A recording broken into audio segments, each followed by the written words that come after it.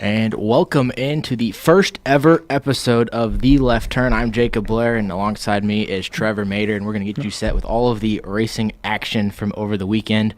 But first off, Trevor, how's your Labor Day going so far? It's going good. This is kind of the second show. We tried last week. Unfortunately, neither one of us were smart enough to run the studio with the technical difficulties that were going on. So it's the first official show, but unofficially it's the second show. But I'm good. I'm ready to go. A good weekend of racing action. One of my favorite weekends of the year. And good chance to take it in, and I'm ready to talk about it. It was Throwback Weekend at Darlington Raceway in Darlington, South Carolina. A big weekend of racing, and we'll talk about Sunday first, the big one, the Southern 500. A lot of people put in one of the four crown jewels of the NASCAR season. So the Southern 500, the Brickyard 400, the Coca-Cola 600, and then the Daytona 500. So one everyone wants to win, and it started off, and it looked like it was going to be the Kyle Larson show. Yeah, and I thought maybe we would see that coming into this. Kyle Larson loves to run the top side no matter what track he's at. And in Darlington, it might be the only track on the circuit where riding up as close to the wall as physically possible is the preferred line. And we saw that throughout the whole weekend. We saw his teammate Ross Chastain do it in the Xfinity race, and then he did it in the Cup race and really just dominated the first two stages. And it looked like he was finally going to get that first win, but as has been the case with Kyle Larson many times throughout his career, he's had the fastest car and probably been the driver that deserves the most to win, but wasn't able to get it done. I think it was one point of the race, which the way the cautions fell and as fast as he was, I think there were 7 cars in the lead lap at one point. And, with all the ways you can get laps back, it ended up much higher than that by the end of the race because there were a lot of cautions at the end. But Kyle Larson, and if you looked at his car, it was Throwback Weekend, so we'll get to a lot of those throwback paint schemes a little bit later in the show. But he was repping Davey Allison's car. Might not have looked at it because he had to run his colors for his sponsor, but his car looked pretty sharp out there, and he just looked like he was able to run a little bit closer to the wall. The car looked a little bit more stable and just dominated and was just way faster than everyone else those first two stages. And at the end of the race, his car was really loose. Well, it was tight. At the beginning of runs is what he was saying all night long, and then it would get perfect for about the middle 40 laps of run and then would go loose.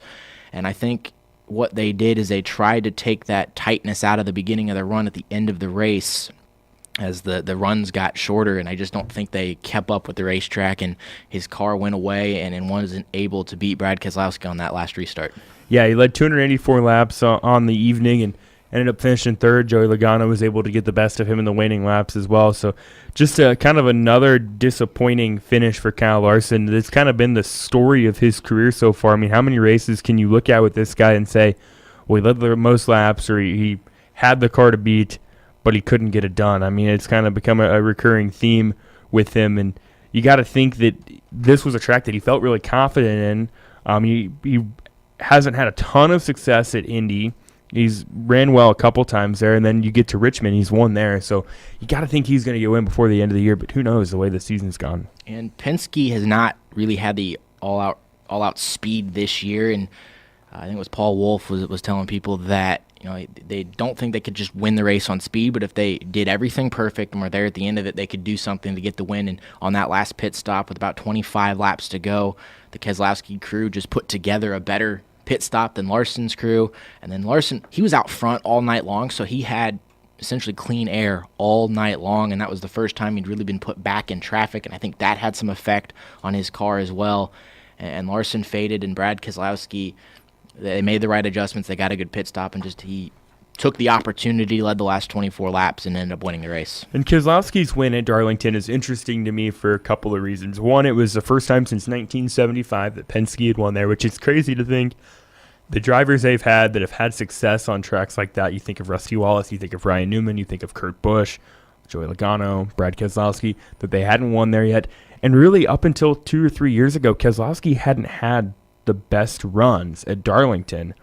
He had 3 straight years where he went 15th, 32nd, 17th.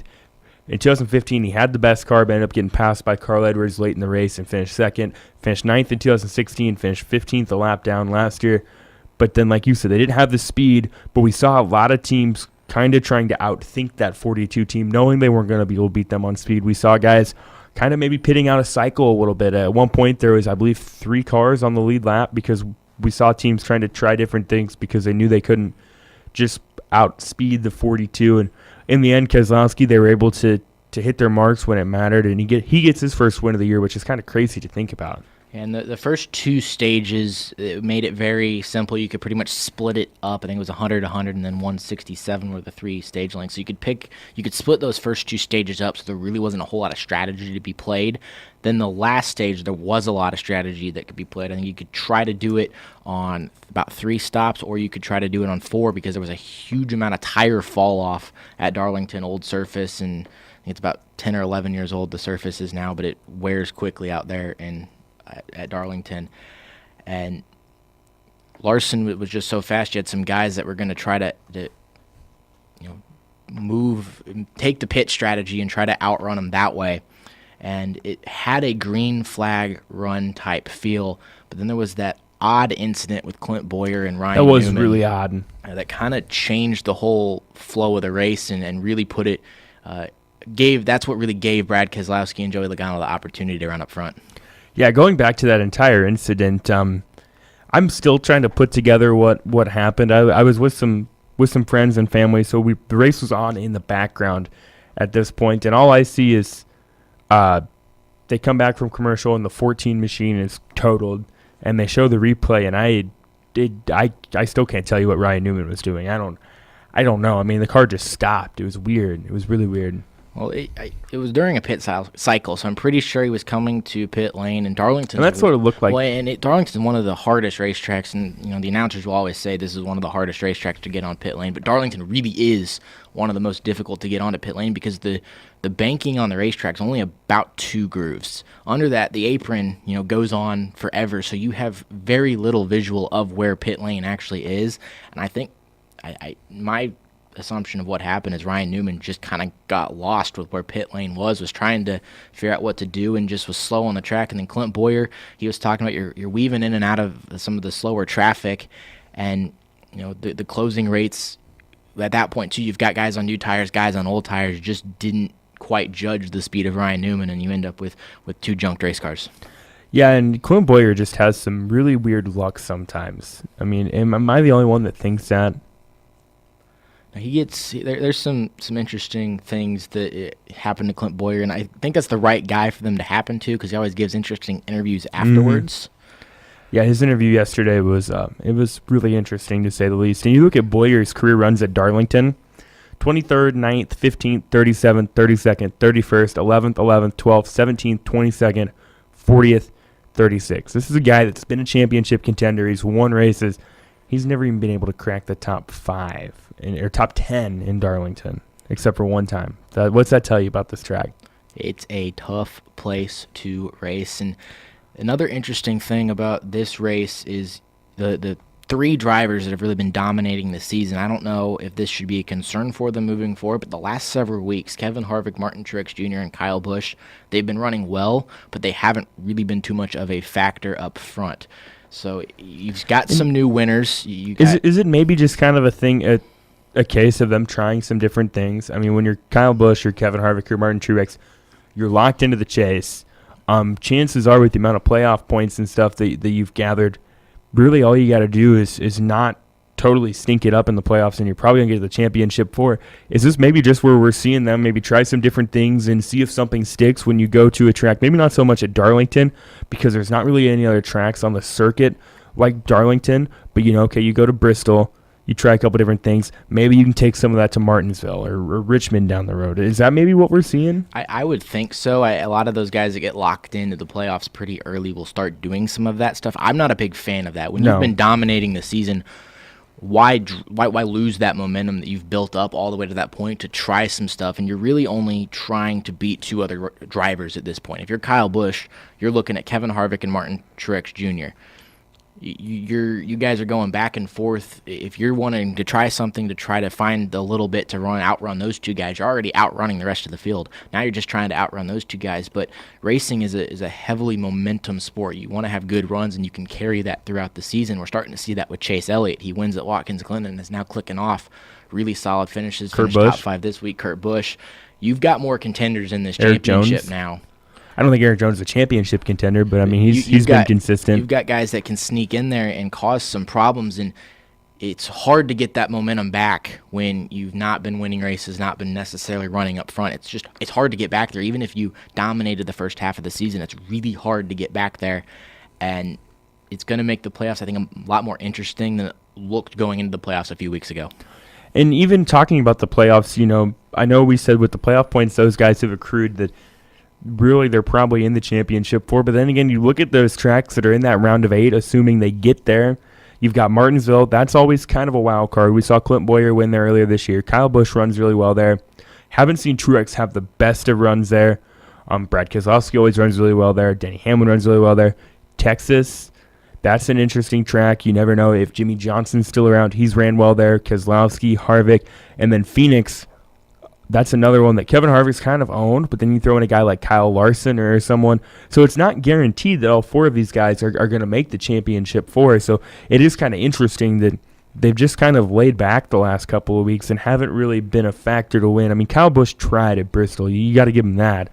But, I mean, like this week at Darlington, there never really was a point in the race where you felt like one of those 3 guys was going to come up and take it from Larson. I kind of thought it was Larson, Keselowski, Hamlin, and Chase Elliott were the 4 fastest cars throughout most of the night. Yeah, and Denny Hamlin ended up not really being a factor at the end of the race either. And when we look at the current playoff standings with just one race before the playoffs, Kevin Harvick, Kyle Busch, Martin Truex Jr., they're way far away up in that top 3, and they've got way more playoff points than everyone else. But where it gets interesting is there are 14 drivers that have already locked themselves into the playoffs. The 2 that haven't, Jimmy Johnson and Alex Bowman. It's a little bit weird going into the final race of the regular season and saying Jimmy Johnson is not locked into the playoffs. He's pretty close to being locked in, though. Is he 87 above the... He can basically control his own destiny. If he finishes well, Alex Bowman would have to jump him in points, and then someone like Ricky Stenhouse Jr., Ryan Newman, Paul Menard, or Daniel Suarez would have to end up winning a race. So I mean, he's technically 19 points ahead of Alex Bowman, but it would take something crazy for him to not get in. That is kind of weird. You're crazy to think about that. This is a Hendrick team that hasn't had a lot of speed across the board this year, with the exception of Chase Elliott. They've got 2 guys right there that are on the cut line, and then William Byron on the outside looking in. It's just kind of interesting, but we go to Indianapolis where Jimmy Johnson has ran really well. We've seen Hendrick run really well in the past, so maybe they can find some speed there this weekend. But I don't know that any of these guys on the outside really scare me going into Indianapolis, but at the same time, it's kind of a wild card track. So we have guys that have won here before. Ryan Newman, Paul Menard, Casey Kane, those guys have all won there before. But I don't know they have the speed to do it this weekend. And we'll get to talking about Indianapolis a little bit later. And but real quick, when we talk about Indy, it is a little bit of a wild card track. You can get some fuel strategy. You can get some weird things to happen. So you never know. But it was a good Cup race from Darlington, and it wasn't necessarily. It was a very strategic, very, you had to watch almost the whole race, and there was a lot of green flag racing, and you had Kyle Larson running up front, but a lot of strategies made this interesting at the end. Yeah, it was a really interesting race, and Darlington is one of my favorites on the schedule for a multitude of reasons. Yeah, so we'll continue our Darlington talk after we take a quick break, but we'll switch over to the Xfinity Series, as it was We're going to talk throwback? We're going to get there. Okay. We'll talk throwback after we get through the Xfinity Series. It's the only reason I'm here. But we'll be right back here on The Left Turn. Welcome back into The Left Turn. I am Jacob Blair. Alongside me is Trevor Maeder, and we just got done talking about the Bojangles Southern 500 at Darlington, and now we'll look to the Xfinity race at Darlington in another really good race. And this race was dominated by another 42 car, but a surprise driver in that getting an opportunity in that Chip Ganassi racing car in Ross Chastain. Yeah, both races at Darlington this week, we saw a 42 car dominate and then Brad Keselowski pick up the win. So I saw a recurring theme there. It was really cool to see Ross Chastain have the dominance that he did throughout the day. I watched a little bit of qualifying. I was kind of flipping back and forth between that and some of the early morning college football games. I happened to catch at the end when he won the pole, and it was just kind of neat to see all the guys come over and congratulate him. And because this is a guy that he's been around the sport a long time. He's never had the equipment or the teams to really put himself in that tier with a guy like a Brad Keselowski or even like a Daniel Hemrick or a Christopher Bell. and it was really cool to see him get that opportunity. I think the whole situation with him and Chip Ganassi in itself is kind of interesting, where it's a 3-ride deal to basically ensure that he makes it in the playoffs. And I was pulling for him so hard on Saturday, and I felt so bad for him after everything that went down with him and Kevin Harvick. And that's what we'll get to next. Is the big talking point from the Xfinity race was the incident between Ross Chastain and Kevin Harvick. Harvick and Chastain made contact about midway through stage 3, and I think Harvick did have the faster car at that point, but you got to be able to get around someone. The two made contact. Chastain into the wall, Harvick into the wall as well, and then Chastain about halfway down the straightaway looked like he might have made a left turn to retaliate a little bit. Might have been a little intentional. And then, later on, Kevin Harvick decided he wanted to stop in Chastain's pit box and act like his car did not want to run. That was interesting, seeing the onboard footage of that and him kind of pointing at his ignition switch going, he's got nothing. But the whole thing was just unfortunate for Ross Chastain. Yeah, it was, and that was towards the closing point of the race, too, wasn't it? 35, 40 laps to go, somewhere in that ballpark. And Ross Chastain had the premier car all day long, had led a majority of the race, had won, I believe, both stages, if I remember correctly. And it looked like he was going to punch his ticket into the playoff. And I always pull for the underdogs, and I was really pulling for Ross Chastain to get that win. I thought it'd be really cool. And it looks like Harvick's car was kind of coming to life there more in that run. But what we saw this week was it was kind of tough to pass in turn 2. And Ross Chastain, as we see, same as we saw Kyle Larson do throughout the whole Cup Series race, kept that 42 to the top side. And it looked like Kevin Harvick, he coming up on a lap car. He was trying to use that lap car as a pick. And then he got incredibly loose. And when he did, all he had was a 42 to lean on. And it was just kind of an unfortunate deal. Yeah, Kevin Harvick is always the guy that's going to be running the bottom of the racetrack. If there's someone down there, it's going to be Kevin Harvick. He was able to make his car work down there. But at Darlington, you can get a huge run through the center of 1 and 2. And then you got the point where you're going to get extremely tight off the corner. And then there was the lap car in the way. And Ross Chastain had the opportunity to say, you know what, I'll back off. I'll give Harvick this spot. Or, let's make it 3 wide for a second. Let's get around the lap car and let's race for this off of turn 2. But to do that, he had to pinch Harvick down off the exit. Harvick got loose, got into him. They both end up wrecking. And then, like we said, it looked like Ross Chastain kind of turned down to make sure Harvick didn't run away with the lead there. It kind of looked a little and retaliatory. It looked that way, and just for Chastain's, here, it's possible he didn't. When you hit the wall that hard, it can knock your rear end out, it can knock the toe out, and can rip the steering wheel out of your hands. And there's some other things that may have happened. But overall, it did look like he made a left-hand turn there. It kind of does. What did you think of Harvick's post-race comments? Was not a fan of what Harvick had to say. To me, it was a racing incident. Chastain had the opportunity, was trying to race for the lead. He's out there. He's racing for a playoff spot. He's got something to race for. And this is where the debate between Cup drivers and Xfinity drivers really comes into effect and really starts, giving a reason why Cup guys shouldn't be in there. He's fighting, and he's also trying to show what he can do. Mm-hmm. Chastain, I got an opportunity in a top tier race car to show everyone what he can do out there on the racetrack. And then Harvick comes in there and says some stuff that he doesn't deserve to be in that car, and just some other stuff. And I was not too big of a fan for what Harvick had to say. And I've defended Kevin Harvick a lot in years past over certain things he's done or certain things he said, and I'm with you. I found it really hard to defend what he said. I mean, because you look at what Ross Chastain has done in some underfunded equipment. I mean, with the ride that he's been in the Xfinity Series, he's been able to post a couple of top 5s in years past. He's got that team on the inside of the playoffs right now as it stands. And I just felt like that was kind of for a guy that's been around the sport as long as he has and has the fan base that he has and the respect that he has. I mean, that was kind of I didn't like it. Now, if it had been someone like Kyle Busch or even a Brad Keselowski, or Joey Logano, I would have maybe expected it a little bit more. But, I mean, this isn't 25-year-old Kevin Harvick anymore in his second or third year in the Cup Series. This is a 42-year-old Kevin Harvick that's won championships. He's a Hall of Famer, at least in my opinion. I wouldn't see why he wouldn't be a Hall of Famer. Act like it. Yeah, so Ross Chastain ended up finishing 25th for the race, so not where he wanted to finish. Did end up leading, again, those 90 laps for the day. Really had one of the dominant cars. What I want to see is what he does this next week at Indy, and I guess Indy's a little bit of a wild card, but then you think of Richmond. I mean, the short track, I want to see how that car can do at Richmond. Well, and the good thing to see was Chip Ganassi did give Ross a boost of confidence on Twitter. Continued his support of him, saying he liked what he saw, and that was probably good for Ross to be able to see that and not get too down for what happened there.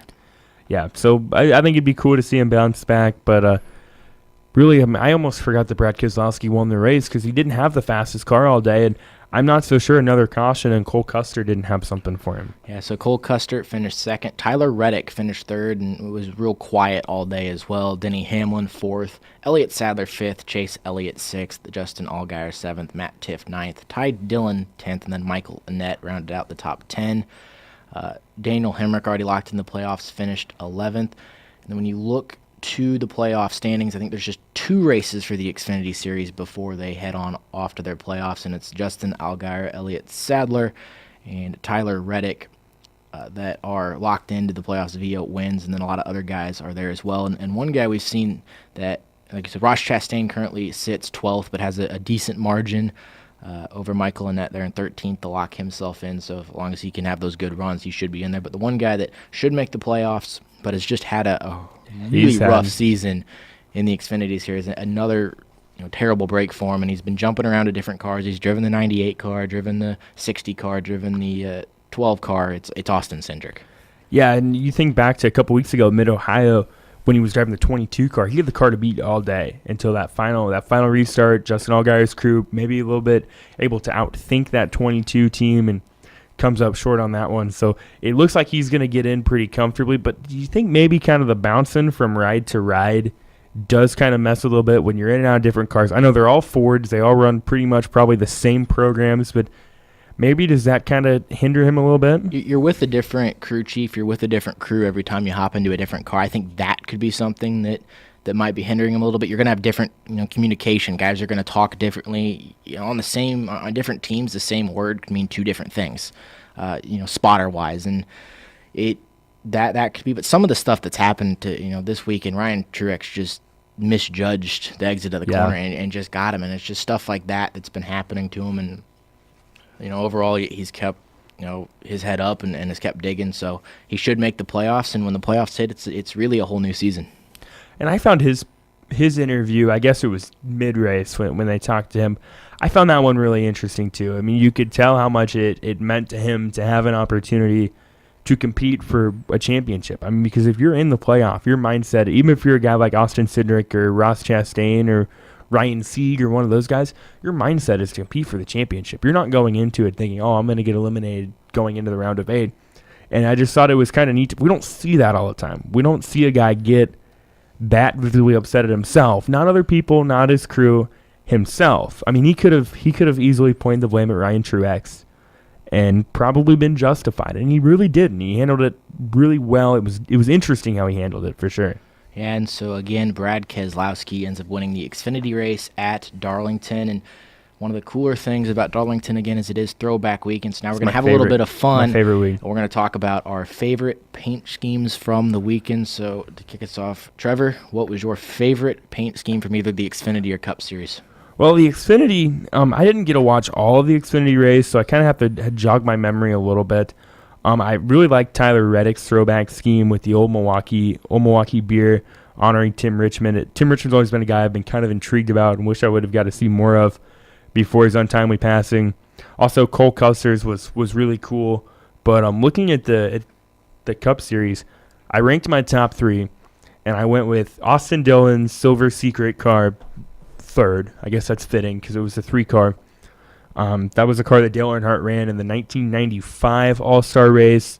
They called it the Silver Secret because they didn't tell anybody about it. No one knew about it until it rolled onto the track and it looked really sharp. And then they kind of did the same thing with that car. I don't think they actually unleashed the paint scheme until like Thursday or Friday. Yeah, they rolled it out of the hauler, and that's when everyone got to saw it. I'm pretty sure some more people knew about what they were going to do, but they didn't. A lot of guys are releasing their, they either show the car, or they release a picture of the car or a video of the car before they get there. Well, Austin Dillon didn't do that. They released it at the racetrack. And then I would say my second one is Kurt Busch's throwback. Because when I think back of when I really, really got into being a NASCAR fan, you're talking 2000, 2001, 2002, that time frame. And I just remember Kurt Busch driving that 97 Rubbermaid car for Jack Roush Racing, and it seemed like no matter what the track was, he was always right there to win, and he always found a way to make somebody angry at the same time. And I thought they did a really good job of capturing that. And then my top one is also the one that won the fan vote. I got to go with William Byron's Rainbow Warrior throwback to Jeff Gordon. As a kid that grew up a diehard Jeff Gordon fan, and I remember having the Rainbow Warrior die-cast car and running around my house in my Jeff Gordon Rainbow Warrior helmet with my T-shirt, watching the races. It just they did that so well. I wish it could have had a better run than it did, and we've seen Gordon run that. I think he ran it in Bristol the year he retired. But, that paint scheme never gets old. They could run it every year for all William I care. Byron was running well, ended up blowing a motor there late in the race, but that was also my favorite, and it's just that paint scheme just pops out on the racetrack, and so nice. and it's just it was great to see that back out there. Two others I kind of liked were Chase Elliott's number 9, and I think it was his cousin Casey. Yeah, Casey had passed away, so he was honored at a young age, and was also a racer, and was honoring him with his paint scheme. And then I really like Clint Boyer's. Yeah. It's really simple. It's one color, and then it's just got brush stroke style on it. But it's going way back to Ned Jarrett's win. Where if you think racing's boring now, think about Ned Jarrett winning by 14 laps back in the 60s. So, but going back to that race, and it just looks really sharp out there, and it's really simple, but it looks really good with the horsepower on the hood and again, the brush stroke lettering on the sides. And then Xfinity-wise, I really like Cole Custer's. I think that was the AJ Foyt, but it's the eyes inside the 00s. Yeah, and I really like Denny Hamlin's too in the Cup Series. It was a throwback to himself, when he got his start at Langley Speedway in Virginia. Just a very simple, purple car with Chesterfield hitch and trailer on the side and the FedEx logo across the front, and it kind of matched his color scheme to begin with. Yeah, and that was one of the cool things about his paint scheme, is that a lot of times you'll see they'll go back to something, but then they use their sponsors for it, or they use something for it. But to actually be able to put, the same sponsor that was on his, I think it was a mini stock out there at Langley that he was throwing back to actually be able to put the sponsor in the same location he had that sponsor on his, first race car. That's pretty cool to be able to do that. So I thought all of them were cool, but real quick, two more that I thought were really cool. Ryan Blaney's kind of the throwback to his dad's car. Dave Blaney's always been one of the guys I've been the most intrigued by that I watched growing up, because I always feel like if he would have had the equipment and stuff in the rides that other guys have had, maybe he would have had more success. That was a cool paint scheme. And then I really liked, same with Steve Park, so I really like Joey Logano and his throwback to Steve Park. I thought that was kind of cool. Yeah, and all of them look really good out there. Yeah, there wasn't a bad one. It's fun. And before we go to break, what is one paint scheme you would like to see next year if we continue this Throwback Weekend?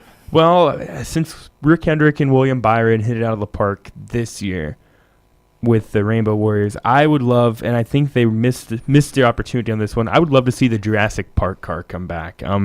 If you're not familiar with that car, it's the car that Jeff Gordon ran, I believe, at the 1997 All-Star race. At the time, it was the Winston, and that was kind of when they were in their prime, and Ray Evernham and the engineers and stuff at Hendrick just kind of threw the book at that car. They took every gray area in the rule book that they could, and they didn't break the rules. They just stretched them, and that car was dominant in the All-Star race. And then NASCAR came back and said, okay, don't ever own that car again. But they never said anything about don't run that paint scheme again. So that's the one I would want to see, is the Jeff Gordon Jurassic Park car from 1997. What about you? And we kind of talked about this one a little bit. I don't think we'll ever see it, but at the Darlington race, we've seen a lot of Dale Earnhardt throwbacks, but the one we've yet to see is the classic one, the one everyone remembers, that black race car. And I think it's time that we could bring Austin Dillon and bring a 3-car that's nice and black out there and throw it back to Dale Earnhardt and his most memorable paint scheme. Yeah, and I could talk about these paint schemes all day long. I mean, I was kind of racking my brain on the way down here. I thought that one, it's getting tougher now to remember which ones they've done and haven't done. I was thinking on my way down here, I was like, man, I think it'd be cool to see Kyle Busch do like a Dale Jarrett, Bobby Labonte throwback. Well, they have. I always thought it'd be cool to see when Hendrick had the 5-car to do that Terry Labonte Kellogg's throwback. Well, they don't have a 5 car anymore, so that probably would be out of it. But Throwback Weekend is probably my favorite weekend in NASCAR, with the exception of the Daytona 500. It's probably my favorite because it's just it's cool. Well, and one thing is it is working. We saw the stands absolutely packed last night.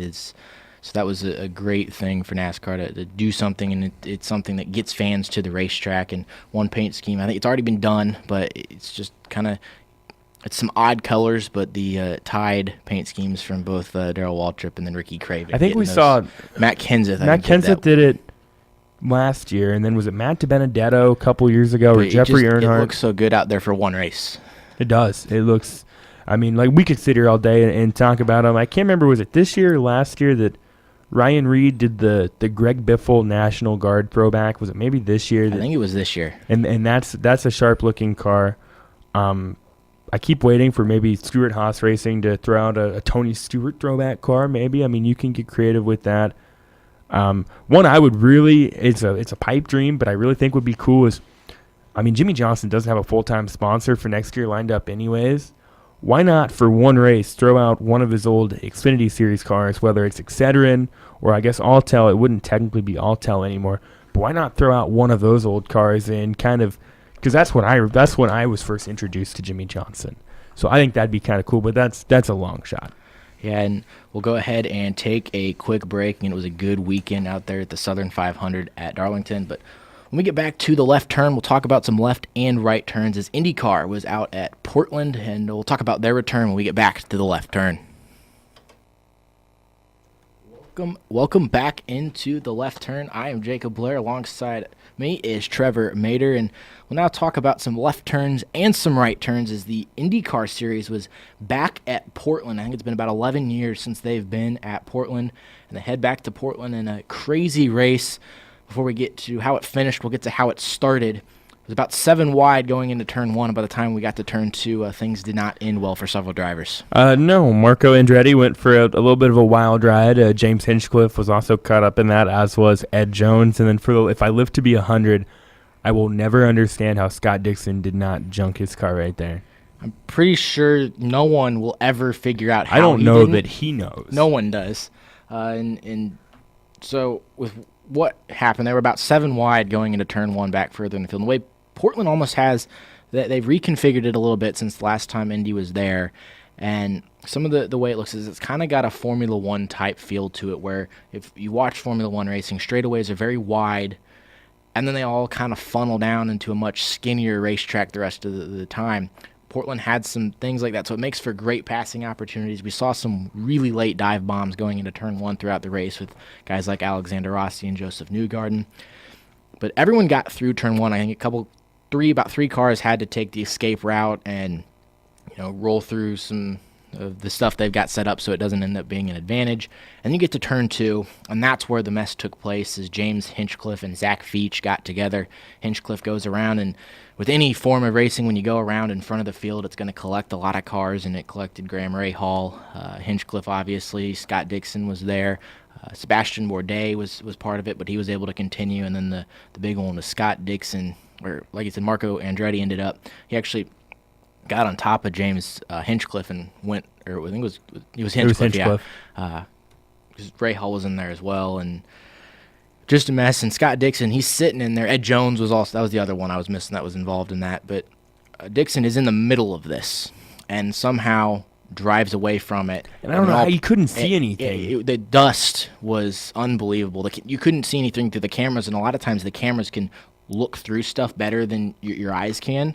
You couldn't see anything with the cameras either, and Scott Dixon rolls away from this, and not only rolls away from it, ends up having a really good run, extending his championship lead, and you just walk away from it. You just have to clap your hands for Scott Dixon. Yeah, this is after watching that, I thought if he wins the championship, this is going to be the one thing that he looks back on, and because there's always that championship moment somewhere, and a lot of times it's not necessarily winning the race.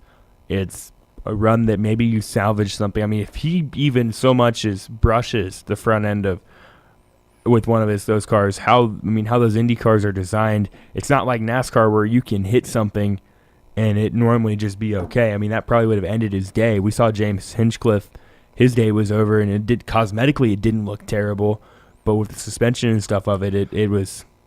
Well, if you saw Scott Dixon's nose, it was just covered in tire marks. I mean, he hit things, and somehow it didn't break anything.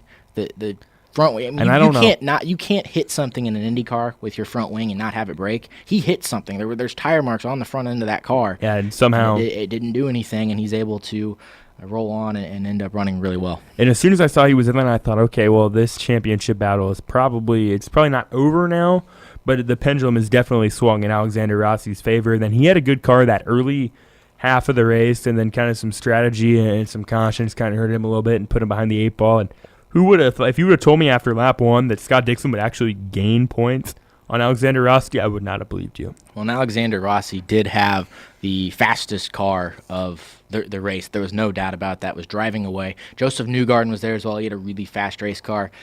But with the way things worked, there was a caution that came out in the middle of a pit cycle, and it really ruined Rossi's and Newgarden's race. It put them way behind, and that's really what helped Dixon and then helped other guys like Takuma Sato. Sato ended up winning this race and had to really hold off a hard-charging Ryan Hunter race. So big congratulations to Takuma Sato, his first win since the Indy 500. But what started out as a crazy start to this race really turned into a major strategy race that benefited Scott Dixon and hurt Alexander Rossi. Well, and you and I were texting back and forth during the race on Sunday, and we both kind of said, well, it's your typical IndyCar race. You don't really know who's going to win because it's going to come down to strategy. I mean, Newgarden and Rossi had the fastest cars all day. Sato was able – it seemed like Hunter race car came to life later in the race. Sato and his crew were able to, I think, obviously form out the best strategy. And then I was really – The crazy thing about it is it was actually Sato that made the call to go on the strategy they went on. Yeah. It wasn't his crew. It was Takuma basically just saying, I'm going to do this, and it ended up working. And I was really impressed with Spencer Pigot right there, finishing in the 4th place spot behind Sebastian Bourdais. He was contending with Bourdais a while for that final podium spot, and he's had some really good runs this year. And I think and this is his first full-time season in IndyCar, having run just 10 and 12 races in each of the last 2 years. I think maybe he's right on the doorstep of being able to get that win. He had a second at Iowa earlier this year. He finished 6th at Gateway. He's maybe a little bit better of an oval racer than he is a road racer, but he put on a really good showing in Portland yesterday. And some other good runs for some guys that normally have good runs but struggled over the weekend. Sebastian Bourdais in practice junked his race car. He backed it into a tire barrier. His crew had to work relentlessly to get that car ready. He ends up 3rd. Simon Pagenaud had just been off pace all weekend, and he fought back for a 6th place finish. Charlie Kimball with a good run for Carlin. It was good to see Carlin have a good run. They had Max Chilton. They put him out front for a little bit with strategy. He had to pit late and fell back, but Charlie Kimball ended up 7th. But points-wise, we came into Portland with 4 guys still having not just a mathematical shot, but a legitimate shot at the championship. We leave Portland, and it's down to really just 2 guys, as both Joseph Newgarden didn't quite do what he needed to do to jump up there, and then Will Power had the pole, ended up with a gearbox issue on lap 1, which cost him big time, as I think he lost first gear, and then later ended up in the tire barrier. Yeah, there's some guys that, that have been big names in IndyCar for a while that didn't have a great run this past weekend. You mentioned Will Power.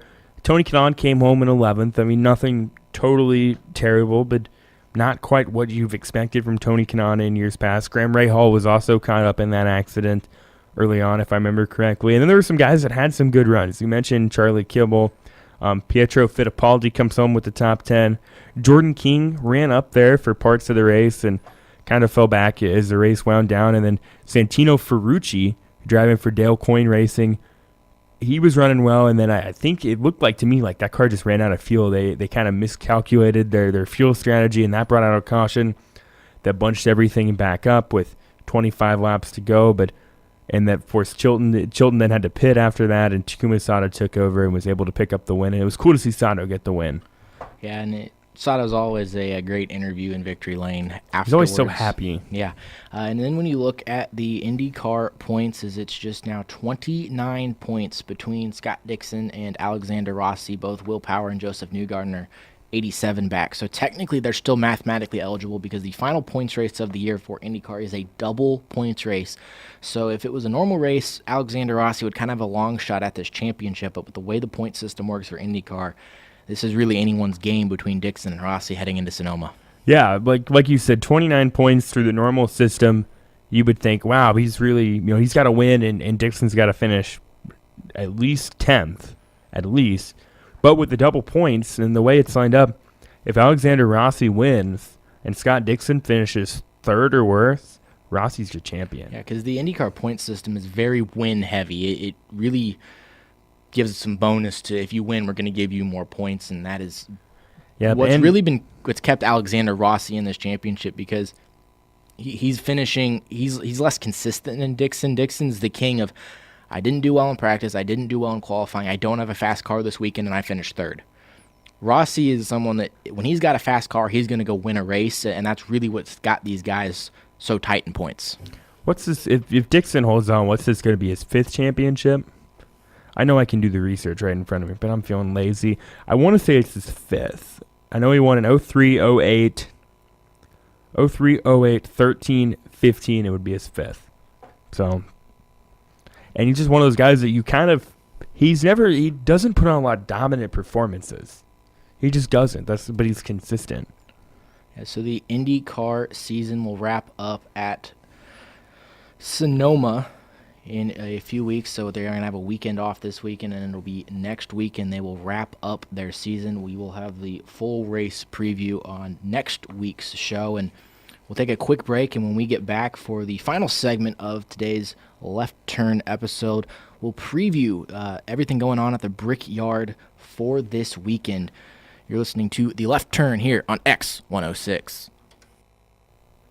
Welcome back into The Left Turn. I'm Jacob Blair. Along with me is Trevor Maeder, and now we'll turn our attention to this upcoming weekend as both the Monster Energy Cup Series and the Xfinity Series will head to Indianapolis Motor Speedway and the Brickyard, and preview that a little bit as we look to the final race before the playoffs with the Monster Energy Cup Series. Yeah, it's going to be interesting. I've never been a huge fan of Indy. Actually, I've been really critical of Indy in years past. I think it's kind of a boring, overrated track for NASCAR standards. I think the Indy 500 is one of the most exciting things in sports, but I've just never been that entertained by the Brickyard 400. So I really wish they would have kept the playoff in Richmond, or the playoff, excuse me, the regular season finale in Richmond. But they think Indy's more appealing. They can seat more people, and it'll look more empty on TV. So I don't know. Yeah, it's interesting for the Cup Series to make that move to go to Indy for the final race of the playoffs, and Indy is inherently a one-lane racetrack. There is nothing anyone can do to make Indy a multi-groove racetrack. It's just the way Indy is. It's been that way for 100-plus years.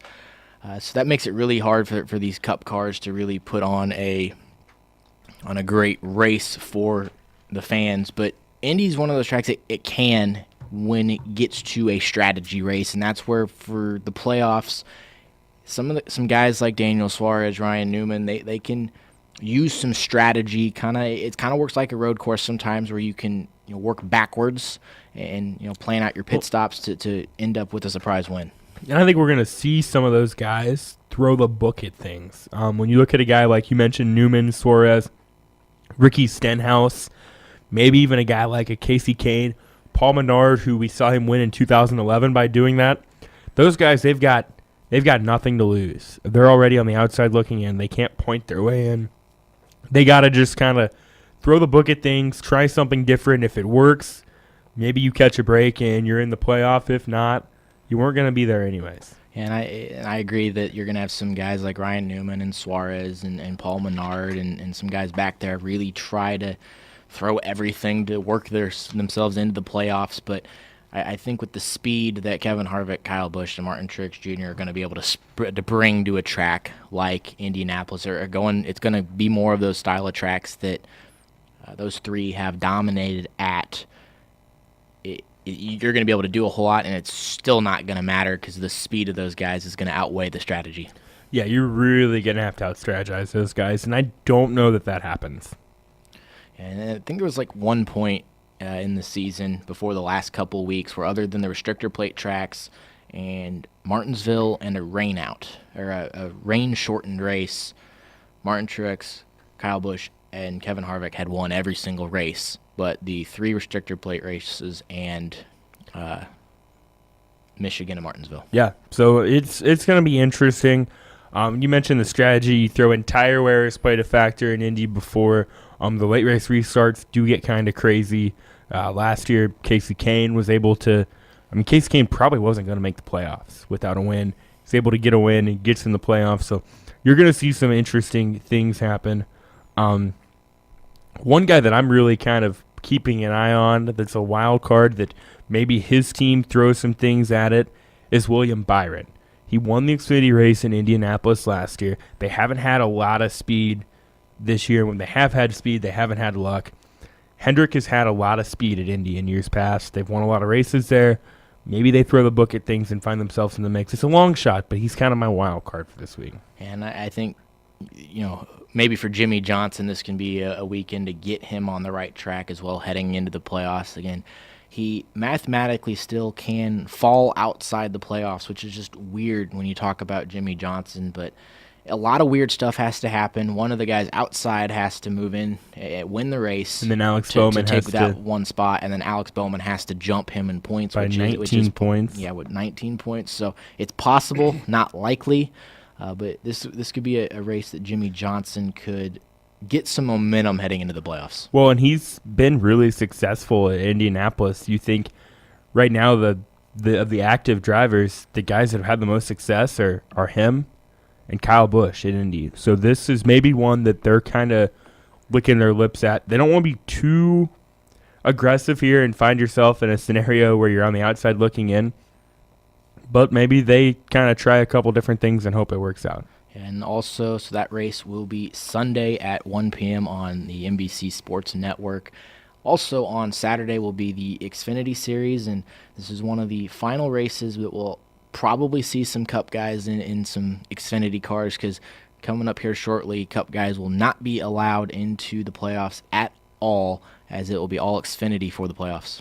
Yeah, and we talked about beforehand, the entry list hasn't been released yet. That's the one bummer of doing this show on a Monday afternoon, is sometimes they have it on Monday afternoon, sometimes it's Tuesday before it comes out, and this week it is not out yet. Kyle Busch has met his maximum of 7 races, so he will not be running this weekend. That is for sure.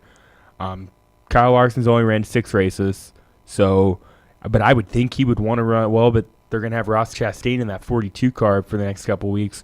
Kevin Harvick's ran 5 races.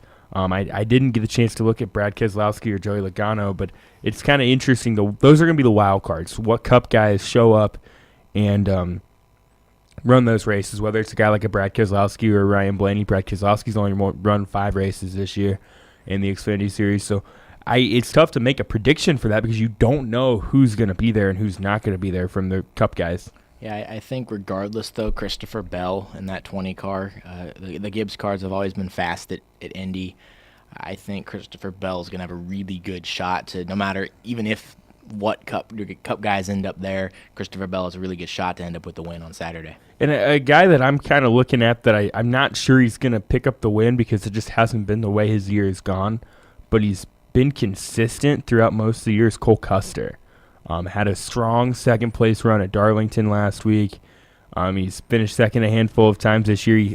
So you look at his last, going back to Kentucky, 5th, 9th, 6th, 7th, 4th, 4th, 2nd. And before Daytona, he had came off 2nd, 5th, 3rd, 4th, 3rd. So he's been right there kind of in contention, quietly in that top 5, top 8 range. Don't know that they're going to have the car to win on Saturday, but he's a guy I would keep an eye on.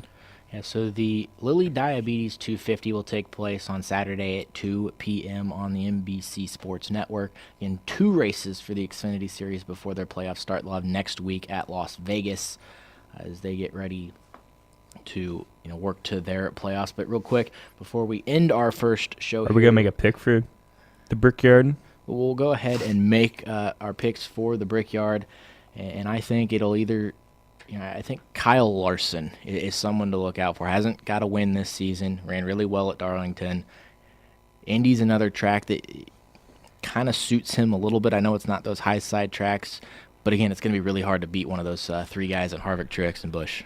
I was going to go with Kyle Busch, but I want to be a little different. And I'm going to go with a guy that hasn't had the best runs at Indy in a handful of starts and doesn't have a win this year, but he does have a win at Pocono in years past. And Pocono and Indy are different but similar. And plus, he drives for Roger Penske. And Roger Penske means nothing more to Roger Penske than to win at Indy, and I don't know that they've done that yet. Has Penske won the Brickyard? I'm pretty sure they have not. But I'm gonna go with Ryan Blaney as kind of my sleeper to give himself some momentum going into the playoffs. He's had some good runs this year, but things just haven't panned out his way. A win could carry him a long way in the playoffs. So neither of us took one of the three drivers that will probably end up winning this race. Oh, it's gonna be Kyle Busch. So real quick before we end our show, there's something else going on at the Brickyard this weekend that's pretty cool. Is that Indianapolis Motor Speedway has built a little 5th-mile dirt track in turn number 3, and Wednesday and Thursday they're going to be running what are called midget cars, and they're little dirt cars similar to sprint cars, and I think Ricky Stenhouse, Christopher Bell, and Kyle Larson are all entered. 118 cars entered for this $15,000 to win dirt race on the infield of the Brickyard. Landon Castle's entered. So it's really cool to see, some of the racing that a lot of these guys did before they got to NASCAR going to be put on a big stage out there at Indy. Yeah, it's going to be a really interesting thing. J.J. Yaley also participating in it. Logan Seavey, who's had some success in the sprint cars. You saw him back in the truck race at Eldora. Just about won the thing.